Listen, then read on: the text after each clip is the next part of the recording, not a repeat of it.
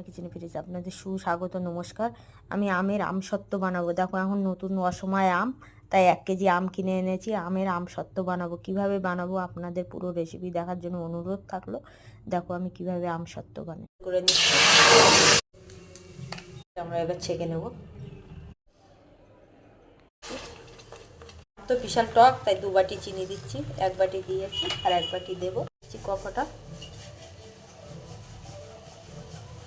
থেকে 5 ফোড়নের গুঁড়ো করে রেখেছিলাম, সেটা দিচ্ছি একটু ভালো লাগবে বলে।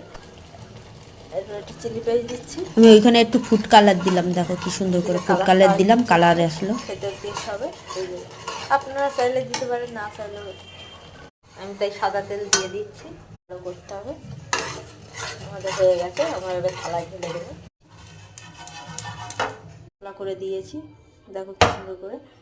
আমরা এবার রোদে দেবো। কি সুন্দর বসে গেছে আমাদের। এর আমসত্ত্বকে তুলে নেবো।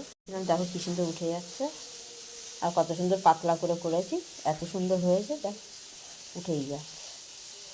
দেখো আমরা কেটে কেটে নেবো ছোটো করে। এই দেখো কি সুন্দর হয়েছে, কেটে কেটে ছোটো করে নেবো। দেখো কি সুন্দর জেলে আমসত্ত্ব বানিয়েছি। আপনারা ভালোবাসলে কমেন্ট করে জানিও প্লিজ। ভালোবাসলে কমেন্ট করে জানিও প্লিজ। এরকমভাবে বানিয়ে নেবে। ফুড কালার দোকানে কিনতে পাওয়া যায়, দিয়ে অল্প করে রঙ দিলে। কাঁচা আমের আমসত্ত্ব দেখো কি সুন্দর হয়েছে। আপনারা ভালোবাসলে কমেন্ট করে জানিও প্লিজ।